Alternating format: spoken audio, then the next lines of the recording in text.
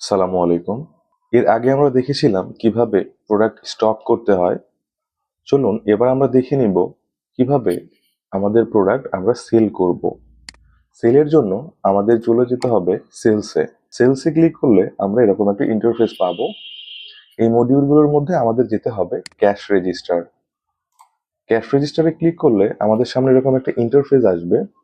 আমরা এইখানে মাউসের কার্সারটা থাকা অবস্থায় প্রোডাক্টের বারকোডটা স্ক্যান করব স্ক্যানারের মাধ্যমে।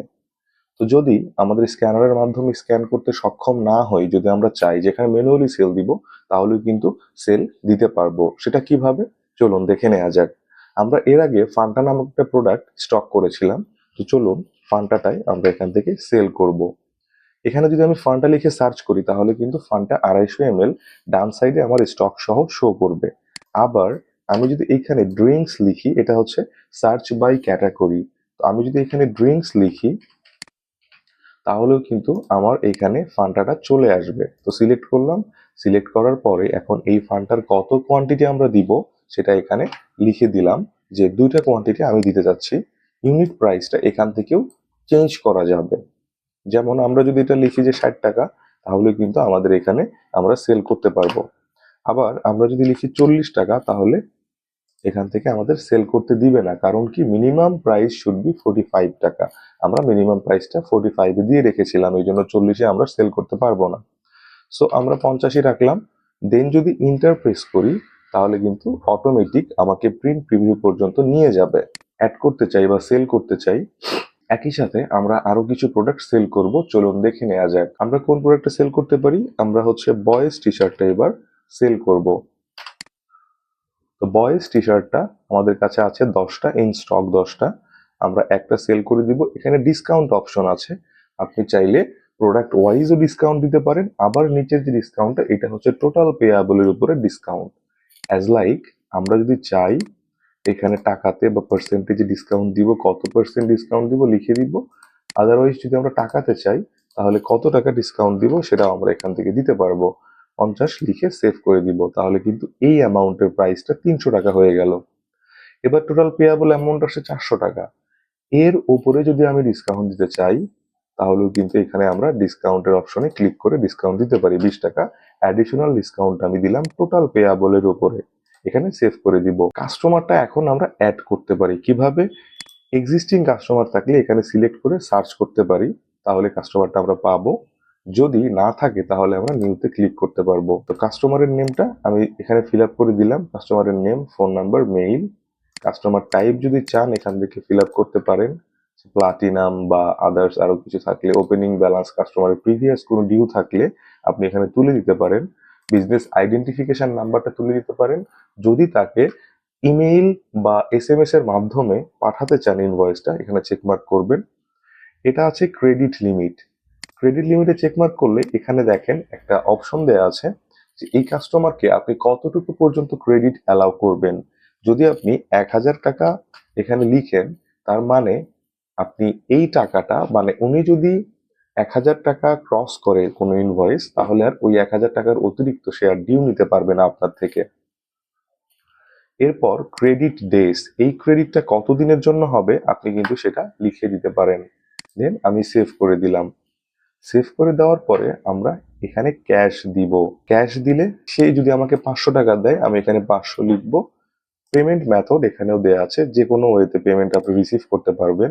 সো এখানে ক্লিক করলাম, দেন ক্যাশটা কিন্তু নিয়ে নিয়েছি। চেঞ্জ আমাকে দিতে হবে কত, 100 টাকা, এটাও কিন্তু আমার এখানে শো করছে। আমি এটা কমপ্লিট করে দিব। এখানে কয়েক ধরনের রিসিভ দেওয়া যাবে, সেটা হচ্ছে যদি ইমেইলে দিতে চাই ইমেইলটা সিলেক্ট করে কমপ্লিট করে দিব। ফুল পেজ বা A4 সাইজের যদি প্রিন্ট দিতে চাই তাহলে ফুল পেজ সিলেক্ট করে কমপ্লিট করে দিব। রিসিভ না দিতে চাইলে নো রিসিভ, আর থার্মাল মানে পজ প্রিন্টার যেটা, এটা দিতে চাইলে থার্মাল সিলেক্ট করব। তো আমরা ফুল পেজ কমপ্লিট করলাম। আমাদের সামনে এরকম একটা প্রিন্ট প্রিভিউ চলে আসবে। এখানে আমাদের company name, sales receive, bill number, bill two,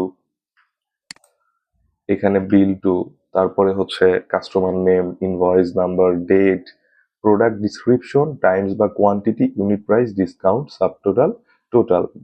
net payable অ্যামাউন্টটা থাকবে ক্যাশ পেমেন্ট 500 টাকা করেছিল, টোটাল পেইড 500 টাকা, চেঞ্জ আমরা দিয়েছি তাকে 100 টাকা। এভাবে কিন্তু আমরা ইনভয়েস এখান থেকে জেনারেট করতে পারি। তো ক্যাশ রেজিস্টারে এখানে আমাদের টোটাল সেলের কাজ শেষ। আমরা যদি চাই যে কোনো একটা অর্ডার রিসিভ করে রাখবো কোনো কাস্টমারের এগেইনস্টে, তাহলেও কিন্তু আমরা এখান থেকে সেটা করতে পারবো। সেটা কিভাবে চলুন দেখে নেই। আমরা এখান থেকে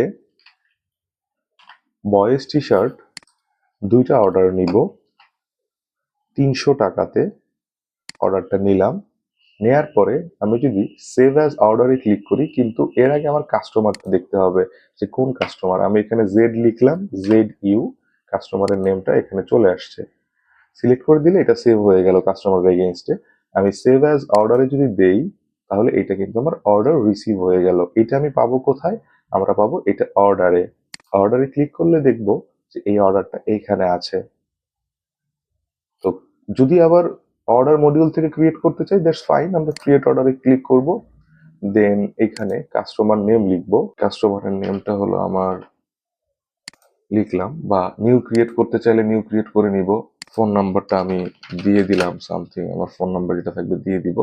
দেন সেভ করে দিলাম।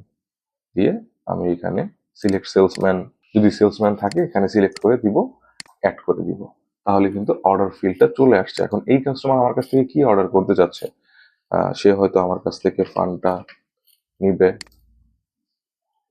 1 পিস ফান্ডটা নিল। সে আমার কাছ থেকে আরো কিছু নিতে চাইছে, তো আমরা এটা এখান থেকে দিতে পারবো। আমরা এখানে 15 প্রো ম্যাক্স লিখতে পারি। 15 প্রো ম্যাক্সের আমি কোন আইএমইটা দিতে চাচ্ছি, আমার কাছে 5টা মডেল আছে, 5টা ভেরিয়েন্ট আছে, তো আমি এই আইএমইটা তাকে দিতে যাচ্ছি। এই অর্ডারটা সে আমাকে করছে, আমি অর্ডারটা রিসিভ করলাম। তাহলে কিন্তু আমাদের এখানে অর্ডারটা চলে আসতেছে।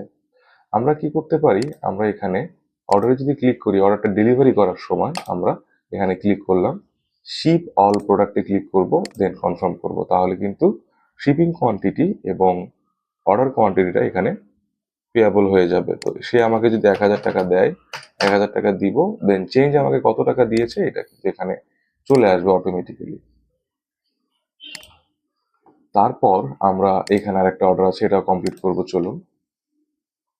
সো শিপ অল প্রোডাক্ট, দেন আমরা ক্যাশটা নিলাম।